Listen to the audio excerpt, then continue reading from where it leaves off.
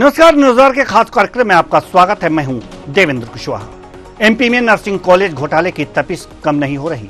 Nursing कॉलेजों में चल रही धांधलियों पर एक के बाद एक कई खुलासे हो रहे हैं। इससे सियासत भी गर्मा रही है।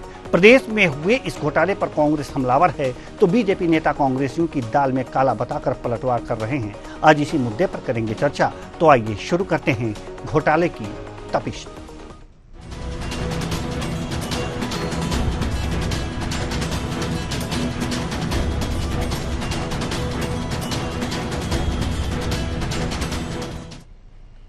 मध्य प्रदेश की सियासत में इस समय नर्सिंग कॉलेज घोटाला खासा सुर्खियां बटोर रहा है।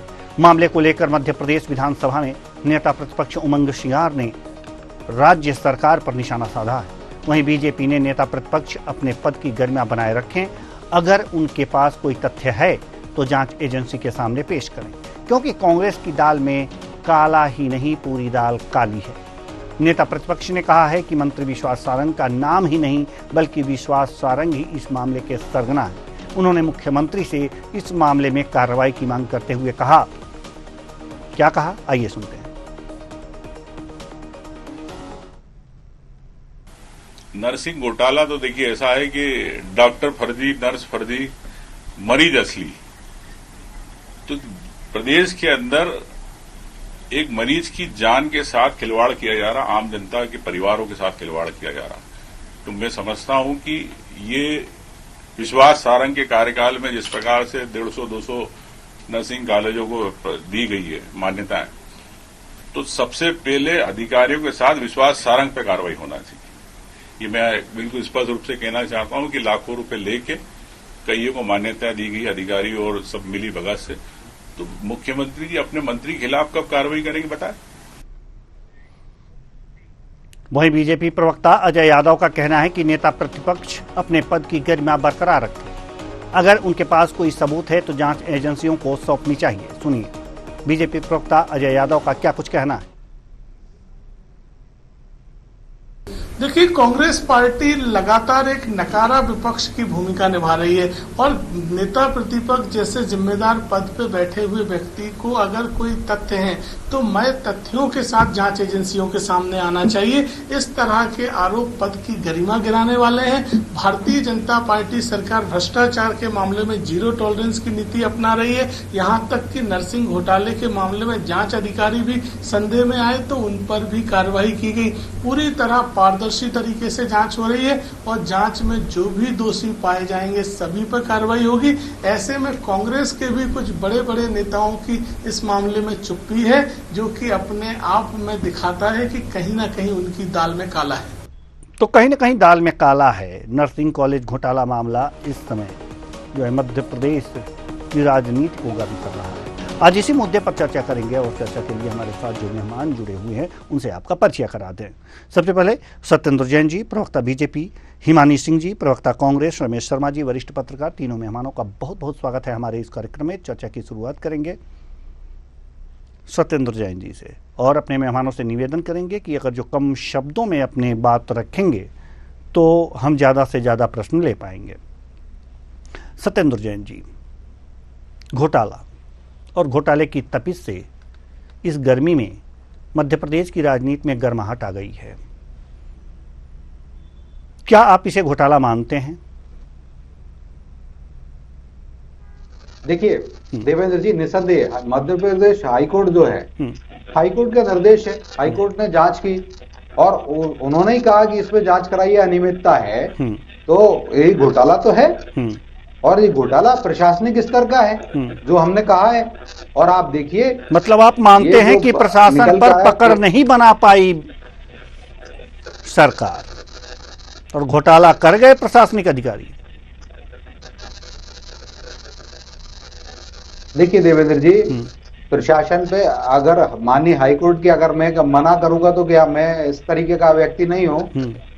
जो न्यायालय में केस चल रहा है और न्यायालय के आदेश से सीबीआई जांच हुई है, कोई इसको अपने नाम से क्रेडिट ले रहा है वो अलग बात है, नहीं लेना चाहिए, सस्ती लोकप्रियता। लेकिन माननीय हाईकोर्ट ने कहा और उमेश बोहरे जी जो एडवोकेट हैं, वो बोहरे जी की एडवोकेट जिन्होंने याचिका लगाई, उनके कारण ये सब हो रहा है।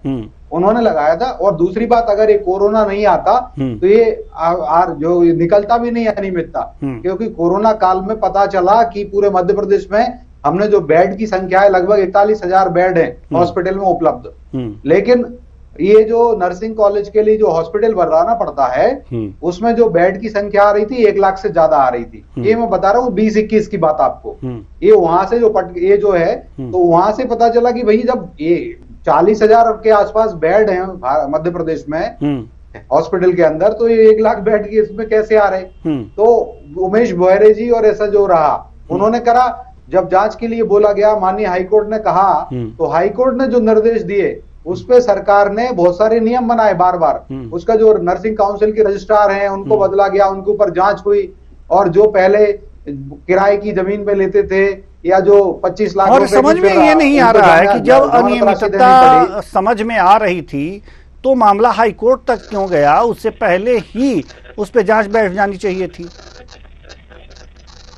सरकार द्वारा ही जांच करा लेनी जी। ये तो जी देखिए बिल्कुल सही कहा। ऐसा तो अब छत्तीसगढ़ में छत्तीसगढ़ पीएससी घोटाला हुआ जिसकी जांच अभी चल रही है, सीबीआई से जांच हो रही, तो वहां पर भी कांग्रेस की सरकार थी, वो नहीं कर पाए। राजस्थान में लगभग 2 दर्जन के करीब परीक्षाओं के पेपर आउट हुए।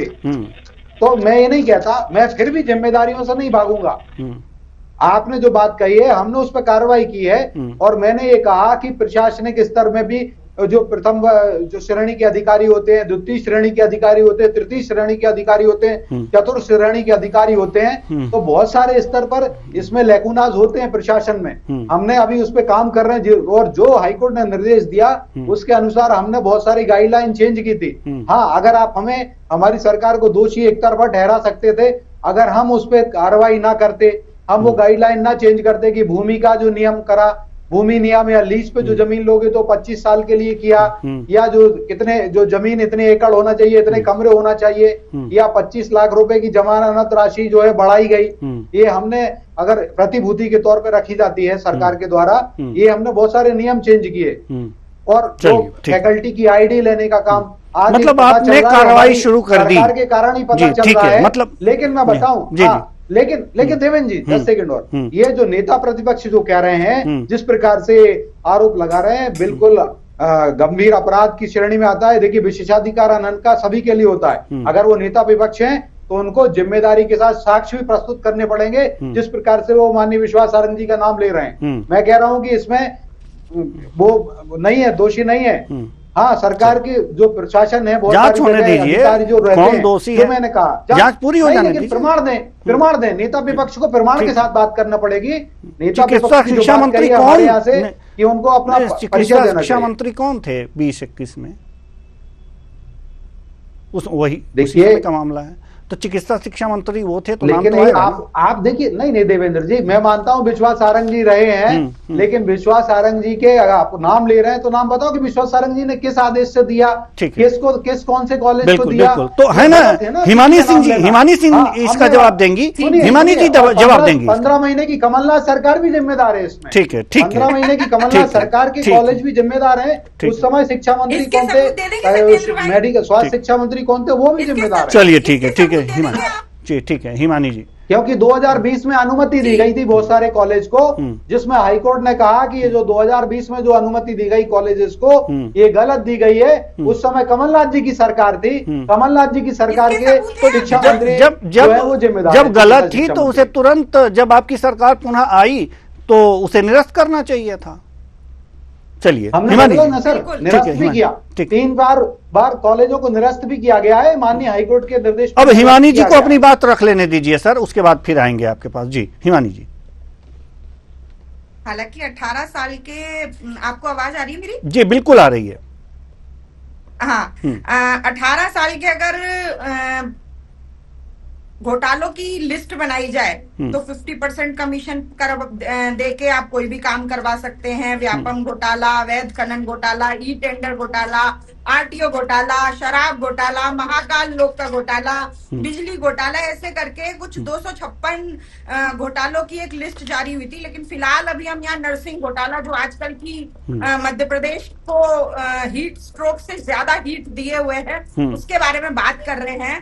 तो क्या मैं जो भारतीय जनता पार्टी के लोग, जब विपक्ष अपने जनता के मुद्दे उठाने की कोशिश करता है, इस तरह के घोटाले, आज ही सुबह इत्तेफाक से मेरी बेटी पूछ रही थी कि इस तरह की जो परमिशंस दी जाती हैं जिनसे लोगों की जान पे खतरा बन जाता है, छोटे मोटे घोटाले, जो छोटे मोटे घोटाले होते हैं, यही मैंने उसको समझाया कि ये छोटे मोटे जो घोटाले होते हैं और इस तरह के जो घोटाले होते हैं जिनसे डायरेक्ट आपको नहीं दिख रहा है कि किसी की जान को खतरा है, लेकिन ये नर्सिंग घोटाले जैसे घोटाले होते हैं, इनमें ऊपरी तौर पे सिर्फ पैसों का खेल दिखाई दे रहा है, लेकिन मध्य प्रदेश की कितनी जनता या देश की कितनी जनता इन नर्सिंग घोटाले के जो विद्यार्थी होंगे, जो उन कॉलेजों से पास आउट होंगे, जिन्होंने कभी कोई शिक्षा नहीं ली, उनको, उनके मरीजों की जान को किस तरह का खतरा होगा, बिल्कुल। किस तरह उनकी जान पे इसमें बनाएगी। बेशक उसके उसमें बाद डॉक्टर जब जो हैं वो इंजेक्शन मरीजमार डॉक्टर ही पैदा होंगे अगर इस तरह से कॉलेज से निकलेंगे। और तो जब जी इंजेक्शन लगाने की वजह से किसी मरीज की मौत हो जाएगी, जैसे आजकल आज ही एक मामला न्यूज चैनल पर मैं देखी, तो फिर लोग कहेंगे अस्पताल की लापरवाही नहीं थी, व्यक्ति ऐसा था। इस तरह के घोटालों की वजह से जनता की जान, और आपको और हमें नहीं मालूम होता कि हम जिस नर्स से इंजेक्शन लगवा रहे हैं या जिस डॉक्टर के पास जा रहे हैं, उसकी डिग्री किसी नर्सिंग घोटाले वाले कॉलेज से आई है या किसी बिल्कुल मान्यता प्राप्त कॉलेज से आई है, तो हमारी जान को पूरी तरह से खतरा हो जाता है। तो खाली एक संवेदनात्मक मुद्दा है, इसके बारे में सिर्फ राजनीति करने से और आरोप प्रत्यारोप इसके ऊपर डाल देने से, उसके ऊपर डाल देने से 18 साल से जो लोग सत्ता में बैठे हैं वो अपना पल्ला नहीं झाड़ सकते। जी बिल्कुल। नर्सिंग घोटाला मध्य प्रदेश की पूरी जनता की जान से जुड़ा हुआ घोटाला है। जी बिल्कुल। हमारे साथ रमेश शर्मा जी, वरिष्ठ पत्रकार, हमारे साथ जुड़े हुए हैं। हम इस घोटाले पर आपकी राय जानना चाहते हैं कि वास्तव में क्या सरकार इस मामले में शिथिलता बरत रही है?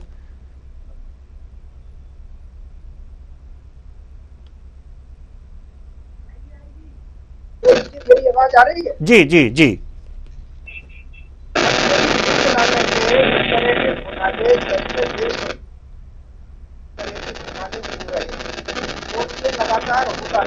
जी रमेश शर्मा जी, आपकी आवाज के साथ खरखराहट बहुत ज्यादा आ रही है, तो शायद हेडफोन आजादी आई है जी जी, ये घोटाले हो गए हैं।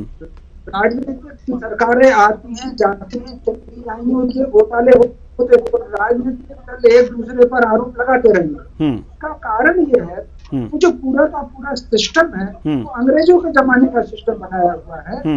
वो सिस्टम के लोग, कोई भी मुख्यमंत्री किसी भी पार्टी का बने, कोई मंत्री किसी भी पार्टी का बने, वो कॉन्फिडेंस में लेकर के ये इस तरह के काम करते हैं। तो नर्सिंग घोटाला है, ये स्वाभाविक रूप से दोनों सरकारों के कार्यकाल में हुआ है, लेकिन कहीं ना कहीं सरकार में वो अपनी तरफ से कोई इसमें एक्शन नहीं ले पाई। कोर्ट ने कहा तो सरकार ने एक्शन लेना शुरू किया। तो मोटे तौर पर कहीं ना कहीं इस तरह के घोटालों को राजनीति से ऊपर उठ करके देखना चाहिए। न तो इसको किसी राजनीतिक दल को बचाव करना चाहिए और न किसी राजनीतिक दल को किसी दूसरे राजनीतिक दल पर आरोप लगाना चाहिए। इसमें कहीं ना कहीं जो अधिकारी होते हैं, जैसे व्यापम के मामले में आप कल्पना कर सकते हैं IAS तक खेल गया, तो इसी तरीके से उसमें विपक्ष ने आरंभ में सपोर्ट किया, फिर आगे चलकर जब चुनाव आने लगे तो फिर वो उसमें राजनीतिक आरोप लगने लगे। तो कुल मिलाकर के ये वाकई बहुत चिंता का विषय है कि आजादी के 77 वर्ष बाद भी इतनी बेईमानी, कुछ चीजें तो ऐसी होती हैं जिसको बेईमानी से दूर रखना चाहिए। स्वास्थ्य का मामला है, फर्जी कॉलेज खुल रहे हैं, फर्जी इनकी जमीन लगी है। आप अगर इसमें जांच में सामने आएगा, मान करके चलिए कि इसमें जमीनों के कागज लगे होंगे, जिस तरीके से अस्पतालों के कागज फर्जी लगे हैं, उसी तरीके से जमीनों के कागज उसमें आपको फर्जी मिलेंगे। तो कहीं हो सकता है एक आध कॉलेज केवल कागज पर ही आपको मिलेगा। मैं समझता हूँ बेईमानी की भी एक सीमा होनी चाहिए। ये स्वास्थ्य का मामला है, शिक्षा का मामला है, या पीढ़ियां तैयार होती है, लोगों की जिंदगी का है, वहाँ इसको बचना चाहिए। मैं समझता हूँ इसको बहुत गहरी चिंता के साथ जो भी उसके दोषी हैं, जो 2-4 नाम तो इसमें सामने आ गए हैं, लेकिन जो और जो नाम सामने नहीं आए, ताकत के साथ इसकी जांच होनी चाहिए। जी बिल्कुल। सत्येंद्र जैन जी, वास्तव में जो भी स्थितियां हैं, इनके ऊपर आरोप, उनके ऊपर आरोप, ये वास्तव में आरोप का सब्जेक्ट है ही नहीं है। ये जो भ्रष्टाचार का सब्जेक्ट है, इस सब्जेक्ट को बहुत अच्छी तरह से और बहुत ही कड़ाई के साथ सरकार निपट सकती है, जिससे कि प्रशासनिक अधिकारियों में कुछ खौफ पैदा हो।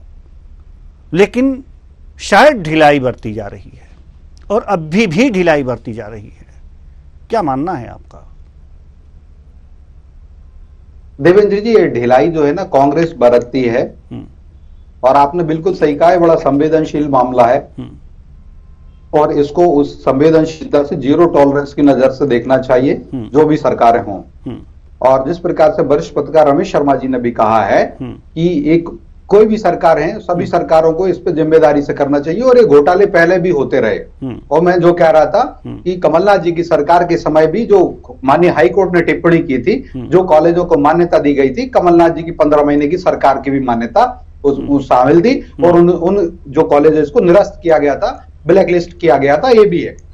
अब चूंकि आपने कहा गंभीरता से करना चाहिए, तो देखिए भारतीय जनता पार्टी हर मामले को बड़ी गंभीरता से लेती है और उसमें जांच करती है। अब माननीय हाईकोर्ट का निर्देश चल रहा है, इसमें निर्णय, उसमें जांच चल रही है और भी कार्रवाई हो रही है, सीबीआई की जांच भी चल रही है। इसी कारण से मैं माननीय हाईकोर्ट के निर्देश, उनका सम्मान करते हुए अपनी सीमित शब्दों में बात रखता हूं। तो देखिए हमारी सरकार ने उस पर एक्शन लिया, और जिस प्रकार इस बात से दो चीजें सिद्ध होती हैं। एक तो सीधा सीधा ये कि हमने गंभीरता से लिया, माननीय मुख्यमंत्री जी ने, डॉक्टर मोहन यादव जी ने कहा कि जो भी इसमें अधिकारी लिप्त हैं उनके ऊपर कड़ी कार्रवाई हो। कड़ी कार्रवाई ऐसी नहीं निलंबन हो जाए। हम फिर एक बार आपसे पूछना चाहेंगे सत्येंद्र जी, हम एक बात और पूछना चाहेंगे आपसे कि बीच में हाई कोर्ट का नाम आ रहा है। हाई कोर्ट ने यह कहा कि नहीं, इसमें अनियमितता है। जब हाई कोर्ट ने कहा तब सरकार ने माना कि उससे पहले ही कार्रवाई की?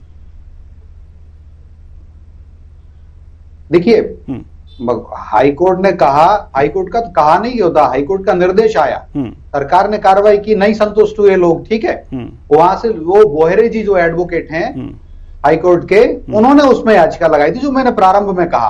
अब चूंकि देखिए मैं बता रहा हूं, मैं गंभीरता की बात, सरकार गंभीरता से क्या कर सकती, किसी को हाई कोर्ट में जाने से तो रोक नहीं सकती सरकार, और ये हमारे न्यायतंत्र की अवहेलना होगी। हम लोकतंत्र, और भारतीय जनता पार्टी और भाजपा की सरकार पूर्णतः लोकतांत्रिक सरकारें होती हैं। हाई कोर्ट ने यही कहा ना कि अनियमितता हुई है, अनियमितता हुई है। हाई कोर्ट ने तो यही कहा ना कि अनियमितता हुई है। अब आप देव जी सुनिए, हाईकोर्ट ने यह भी कहा था कि उस सूचियों को, कॉलेज जो हैं उनको ब्लैक लिस्ट करिए, निरस्त करिए उनकी मान्यता। हाईकोर्ट ने निर्देश दिया था सीबीआई की जांच हो, ठीक है, हाईकोर्ट के निर्देश से सीबीआई जांच हो रही है। और आप, मैंने वही तो कहा, उसमें जो सीबीआई के अधिकारी को हमने वेतन वृद्धि नहीं, उसको बर्खास्त कर दिया गया, जो रिश्वत ले रहा था, कि जो जांच चल रही है उस जांच में भी जो अधिकारी रिश्वत ले रहे हैं। लेकिन ये सारी चीजें हाई कोर्ट ने जो कहा था उसके बाद ही क्यों हुआ, उसके पहले क्यों नहीं होना चाहिए? तो दीजिए मुझे पूरा जी, हमारा उत्तर तो नहीं मिल रहा ना। प्रश्न का जवाब दूंगा। जी जी, मैंने उत्तर मिल गया, मैंने कहा आपने जो बोला था गंभीर, मेरी बात तो हो जाने दीजिए। या ठीक है ठीक है ठीक है, देखिए मैं क्या है इंटरप्ट नहीं करता, मेरी बात हो जाने दीजिए। ठीक है ठीक है। देखिए इससे दो बातें सिद्ध होती हैं। जो आपने कहा था गंभीरता, तो सरकार गंभीर है, और सरकार ने कहा है कि जो भी शासकीय कर्मचारी इसमें हैं घोटाले में या जो जांच में जो लिप्त रहे हैं, जो ब्रशिंग कर रहे थे, लीपापोती कर रहे थे, उनको सेवा से बर्खास्त किया जाए, ऐसा नहीं निलंबन किया जाए।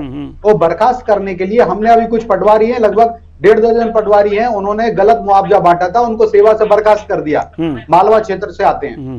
और तो ये मोहन जी का वज्रदंड चल रहा है। और अब जो सीबीआई की जांच है, अब इससे दो बातें उल्लेख होती हैं कि जो हम बार बार कहते हैं कि सीबीआई और ईडी ने 1.25 लाख करोड़ रुपए की संपत्ति को अटैच किया है देश भर में, आज वो भी पुष्ट होता है। और उसमें ये भी दूसरी पुष्टि होती है कि कांग्रेसी और जो विपक्षी दल है, जो छाती पीट पीट के मातम कुर्सी करते हैं, जो चिल्लाते हैं कि हमारे ऊपर कार्रवाई हो रही है, तो आज ये सिद्ध होता है आपके चैनल से कि सीबीआई और ईडी ये शासकीय कर्मचारियों को भी गिरफ्तार करती, वहां भी कार्रवाई होती है। मात्र 3% राजनेताओं के ऊपर कार्रवाई हुई है सीबीआई ईडी की, और 97% जो कार्रवाई हुई है वो ऐसे अधिकारियों की और सिस्टम में अलग जगह जगह जो लोग इन्वॉल्व हैं, जो संस्थाएं, उन पे भी कार्रवाई हुई है। आज इस जांच से भी सिद्ध होता है तो विपक्षियों को इनके मुंह में दही जम जाएगा।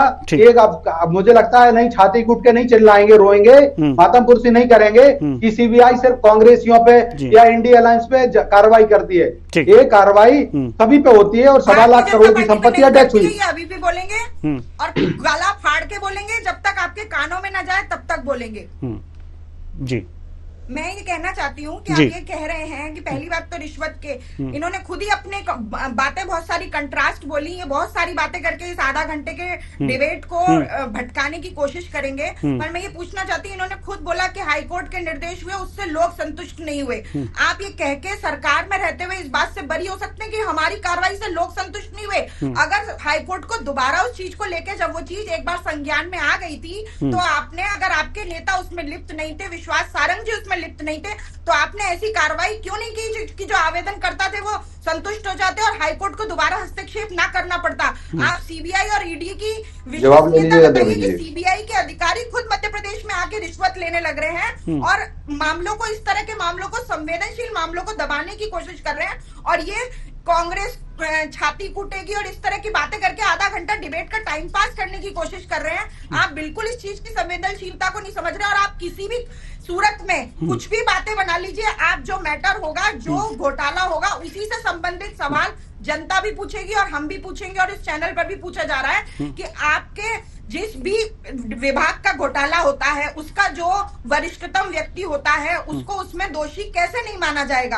अभी इस डिबेट में अगर हम लोग कोई ऐसी एक दूसरे से बात करते हैं तो क्या आपका फर्ज नहीं बनता है देवेंद्र भाई कि आप उसमें हस्तक्षेप करें? तो उसी तरह जब सरकार में आपको उस विभाग का सर्वे सर्वा बनाया गया है और आपकी नाक के नीचे 2 बार हाईकोर्ट को हस्तक्षेप करना पड़ा और आप कह रहे हैं कि आप बिल्कुल क्लीन चिट दें ईडी सीबीआई की बात पर, अभी भी हम ये बोलेंगे और तब तक बोलेंगे जब तक आपके और जनता के कान तक ये बात नहीं पहुंच जाती कि कभी भी इंडिया अलायंस या बाकी विपक्षी दलों के ऊपर कार्रवाई होती है, प्रशासनिक अधिकारियों पर कार्रवाई करके, खाना पूरी करके और अपने आप को सामने दर्शाने की कोशिश की जाती है, लेकिन कभी भी भारतीय जनता पार्टी के नेता जो इस तरह के घोटाले में पूरी तरह लिप्त रहते हैं, व्यापम जैसा ऐसा घोटाला जिसने पूरे देश में और दुनिया में मध्य प्रदेश का नाम ऊपर ला के रख दिया, ऐसे घोटाले में किस राजनीतिक व्यक्ति के ऊपर, किस राजनेता के ऊपर कार्रवाई हुई? क्या आप मान सकते हैं कि ये नरसिंह घोटाला हो या व्यापम घोटाला ये राजनीतिक हस्तक्षेप के बिना हो सकते हैं?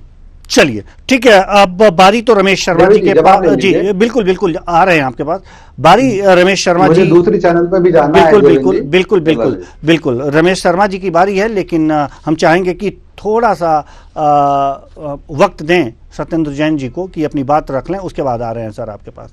जी देखिए देवेंद्र जी, मैंने बड़ा संवेदनशीलता से जवाब दिया और ये बिल्कुल सही है, प्रश्न उठते हैं और चाहे वो व्यापम घोटाला हो तो उस पर भी हमारी सरकार ने कार्रवाई की, सीबीआई जांच करवाई और जो उसमें जेल भी हुई है, दोषियों को सजा हुई है। चाहे और देखिए 2013 का चुनाव भी ये कांग्रेस बहुत छाती कूटी थी, बहुत रोई थी, लेकिन 2013 में हमें 165 सीटें ऐसी भगवान रूपी जनता ने दी थी और 2018 में आप देखिए पटवारी घोटाले के लोग बहुत छाती कूटते रहे। कब तक आप इन घोटालों का नाम? दीदी आप जरा शांत रहिए, मैंने बड़े धैर्य से सुना है।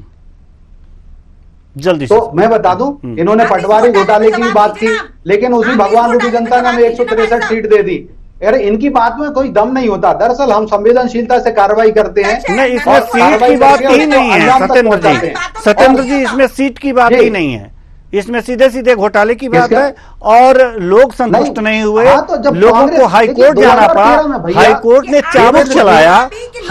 चाबुक चलाया तो सरकार के कान खड़े हुए और उसने कार्रवाई करना शुरू किया। हमें ऐसा लगता है। अरे आपको क्यों नहीं लगता? अभी कलकत्ते हाईकोर्ट ने भी चाबुक चलाया, कलकत्ते हाईकोर्ट ने चाबुक चलाया, माननीय सुप्रीम कोर्ट ने चाबुक चलाया, कांग्रेस के ऊपर चलाया। अभी क्या चलाया आप सुन लीजिए। 7 दिन के अंदर 2 बड़े निर्णय आए हैं जिसमें तमाचे पड़े हैं इनको। अब मैं वो कहता हूँ तो न्यायालय का सम्मान करना चाहिए, ठीक है ना? मैं नहीं कहूंगा क्यों तमाचा पड़ा, है ना?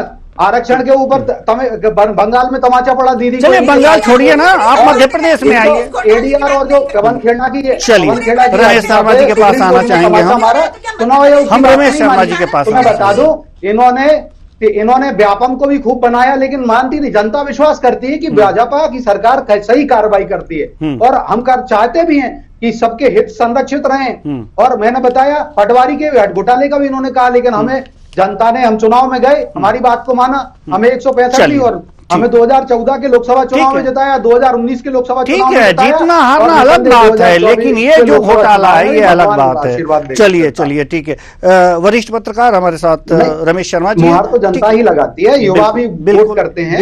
बिल्कुल कई मुद्दे होते हैं, सिर्फ घोटालों पे ही सरकार नहीं बनती और बिगड़ती है। लेकिन जो हाईकोर्ट ने कहा है वो बहुत कुछ कह गया है, तो हम हाईकोर्ट का सम्मान करते हैं। बिल्कुल करना ही पड़ेगा सर, वो तो मजबूरी है, वो तो करना ही पड़ेगा, आपको सम्मान तो करना पड़ेगा, चाहे हम हो या आप। नहीं, अगर जो हाईकोर्ट ने कहा है तो सम्मान करना पड़ेगा। संविधान खतरे में है और हाईकोर्ट और सुप्रीम कोर्ट को बेचना वाला रमेश शर्मा जी हम भाजपा का हो गया है। ठीक है रमेश शर्मा जी, हम आपके पास गैर जिम्मेदाराना बयान, क्या आपको नहीं लगता कि रमेश शर्मा जी हम आपके पास आना चाहिए।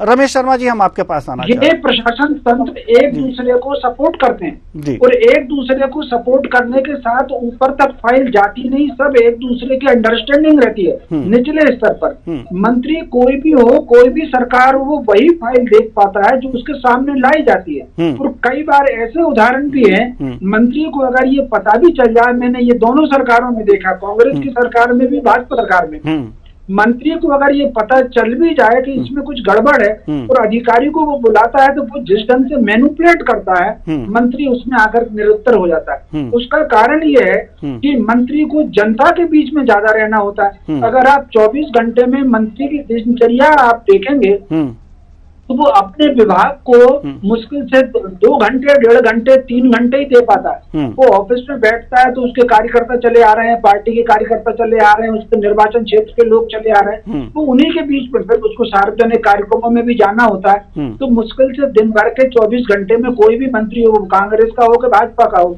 घंटे 2 घंटे भी अगर पूरे डिपार्टमेंट को दे दे तो ये बहुत बड़ी बात होती है।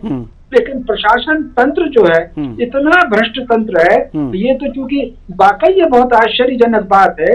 ये कहीं आफ्टर जब कोर्ट ने कहा, एक व्यक्ति कोर्ट में गया, और जो व्यक्ति कोर्ट में गया होगा बहुत संभव है कि उसने कोई एक आध एप्लीकेशन की होगी, सूचना आयुक्त के जरिए जानकारी निकलाई होगी सूचना के अधिकार के तहत, तो कितने अस्पताल हैं और कितने नर्सिंग हॉस्पिटल चल रहे हैं। जब उसके पास दोनों आंकड़े आ गए होंगे तब वो हाई कोर्ट में गए। तो स्वाभाविक रूप से उससे पहले सरकार को कार्रवाई करनी चाहिए। मैं आपकी इस बात से सहमत हूँ, लेकिन अगर उस समय सरकार ने नहीं की, तब हाई कोर्ट के कहने पर कर रहा है, तो कार्रवाई हो रही है, तब उसकी एक व्यापक जांच भी होनी चाहिए। ये जांच केवल वहीं तक सीमित ना रहे जहां तक हाई कोर्ट का डायरेक्शन है। कहीं ना कहीं दूसरे और मुद्दे भी क्या है, इसको देख करके ये तो नर्सिंग कॉलेज का है, मेडिकल कॉलेज का भी आप देख ले कि मेडिकल कॉलेजों की स्थिति क्या बन रही है। तो बहुत सारी चीजों पे अस्पताल की सुविधा को देख लें। मान लीजिए किसी मेडिकल कॉलेज की रिपोर्ट सही है बिस्तर को लेकर के, तो लेकिन क्या वो फैसिलिटी वहां पर है, फैसिलिटी का उन्होंने दावा किया हुआ है, तो मैं समझता हूँ और इसमें विपक्ष को भी सहयोग करना चाहिए। कोई राजनीतिक आरोप ना लगे, विपक्ष भी सहयोग करे। उनके पास यदि कोई जानकारी है किसी मेडिकल कॉलेज की, किसी नर्सिंग कॉलेज की, बाकायदा चिट्ठी दे मंत्री को ये और है, इस पे जरा जांच को लीजिए, तो ये भ्रष्टाचार रुकेगा। जी अब चूंकि हमारे पास समय नहीं है, लेकिन जल्दी से हिमानी जी कुछ कहना चाह रही हैं, अपनी बात रखिए, मत 30 सेकंड में हम अपनी बात रखिए। बिल्कुल रमेश शर्मा जी वरिष्ठ पत्रकार, मैं बड़े सम्मान के साथ उनसे कहना चाहती हूँ कि आप जो कह रहे हैं कि जो मंत्री होते हैं वो इन चीजों में बिल्कुल लिप्त नहीं होते। आप कितने भी मंत्रियों की और उनकी जब वो विधायक या मंत्री नहीं बने थे उससे पहले की और उनकी संपत्ति की जांच कर लीजिए, उससे सब समझ में आ जाएगा कि वो कितनी देर ऑफिस में बैठते हैं और उसके बाद क्या होता है। रही बात पार्टी के कार्यकर्ताओं की, और जब आपको एक विभाग सौंपा गया है, आपके ऊपर पूरे प्रदेश की जवाबदारी है, तो आप वहां पर अपने कार्यकर्ताओं से, वो कार्यकर्ता इन्हीं कामों के लिए आते हैं और इसी तरीके के काम अपने मंत्रियों से और अपने नेताओं से करवाते हैं। और इस तरह के घोटाले, चाहे वो रेत घोटाला हो, चाहे वो व्यापम का घोटाला है कि हमारे एक व्यक्ति को एडमिशन दिला दीजिए या हमारा एक कॉलेज खुलवा दीजिए, भैया हमने आपके लिए ये किया है और आप इसके बदले हमारा एक नर्सिंग कॉलेज खुलवा दीजिए या हमारे लोगों को इस तरह की नौकरी दिलवा दीजिए। आप इस तरह से सरकार को, फिर सरकार वहां बैठी क्यों है, वो 2-4 घंटे क्यों? और ये जो भारतीय जनता पार्टी के बारे में ये बात कही जाती है कि ये लोग 24 घंटे चुनावी मोड में रहते हैं, तो उसी की वजह से इस तरह के घोटाले सामने आते हैं और उसी की वजह से इस तरह की प्रदेश में दुर्घटनाएं होती हैं। कोरोना काल में इसी तरह की अनट्रेन्ड नर्सों और डॉक्टरों की वजह से लोग मर जाते हैं और मेडिकल फील्ड जो सबसे संवेदनशील क्षेत्र होता है उसके मामले में तो अत्यधिक सतर्कता बरतने की जरूरत है। आप ऐसे कैसे पीछे छुड़ा सकते हैं कि हम 2-3 घंटे बैठते हैं, उनने हमें मैनिपुलेट कर दिया। आप अगर लायक नहीं थे, शर्मा जी कुछ कहेंगे? ठीक है, आपकी बात का जवाब शर्मा जी दे देते हैं क्योंकि समय नहीं है हमारे पास, बहुत बिल्कुल भी समय नहीं है। जी शर्मा जी। देखिए, कहा था मैडम ने जो बात कही हिमानी जी ने, वो अपनी जगह राजनीतिक दृष्टि से तो बहुत ठीक हो सकती है, लेकिन कहीं ना कहीं इस तरह के कदाचार रोकने की दृष्टि से थोड़ा सा राजनीतिक सीमा को तोड़ना चाहिए और अलग तरीके से आगे आना चाहिए। अगर वाकई भ्रष्टाचार को खत्म करना है तो कुछ मामलों में राजनीतिक सीमा को तोड़ करके काम करना चाहिए। जी बिल्कुल, राजनीतिक सीमा को तोड़ करके भ्रष्टाचार पर एकजुट होकर के अगर जो प्रहार करे सत्ता पक्ष और विपक्ष, तो वास्तव में भ्रष्टाचारियों के पैर के तल से जमीन निकल जाएगी और वास्तव में उनको नाकों चने चबाने पड़ेंगे, जेल और हवालात की हवा खानी पड़ेगी। फिलहाल इस कार्यक्रम में इतना ही। हमारे जो मेहमान हैं आए, अपनी अपनी राय रखे, अपने अपने विचार रखे। बहुत बहुत धन्यवाद आप सबका।